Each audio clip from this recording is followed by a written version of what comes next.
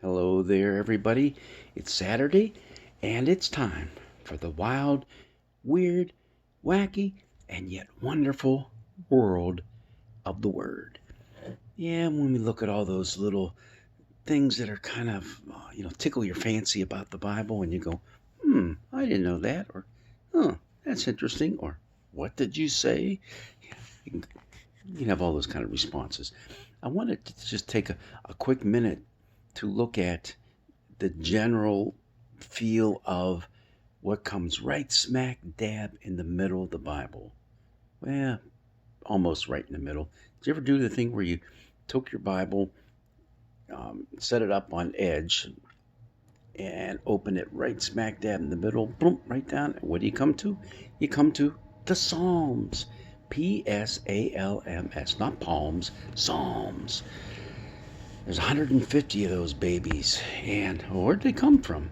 Well, they came from all over. That's about the best answer you can get. Some of them were written, apparently, looks like before King David's time. So that's before 1000 BCE.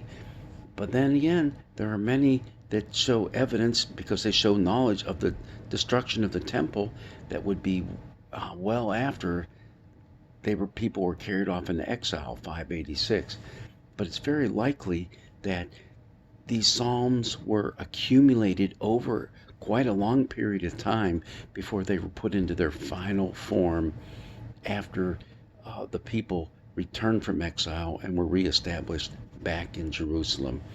So, yeah, they were written over quite a bit long period. And you're going to see most of them have what's called a superscription, a little thing that was added to the front of the psalm, to the beginning of it, not part of the psalm, but a little message right there.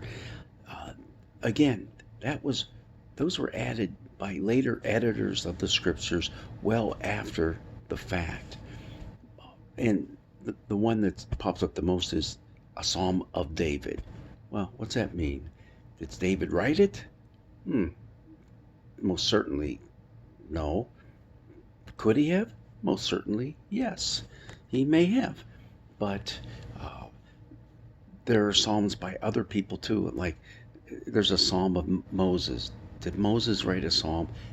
I don't think so. But the psalm is one that's kind of dedicated to him. All right? All right. So now it's important to also keep in mind that the people that collected these psalms wanted to put them in some sort of order, so they decided to divide the 150 psalms into 5 books. Why would they divide them into 5 books? Well, how many books are in the Torah, the law?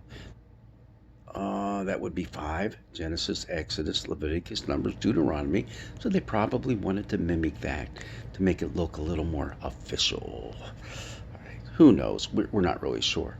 But there's no rhyme or reason. Well, a little bit of one, but for the most part, there's a mix of different psalm types in each of those books. And what do we mean by psalm types? Well, depending on what commentary you're looking at and what scholar you're researching, you get different types of psalms. But generally speaking, most of them agree on, hey, these are psalms of lament. These are personal laments. These are communal laments, meaning they're pleas for help. And even how they're put together, that's how they become classified as that. You have hymns of praise. You have liturgies. Oh, and even those can be even subdivided into different types too. Like you have your ascension psalms. You have royal psalms. You have trust psalms. It just goes on and on. And so if you have a really good study Bible, on my lap right now is my Lutheran study Bible. At the beginning of each book of the Bible, they give a little introduction to it and some neat little tidbits about it.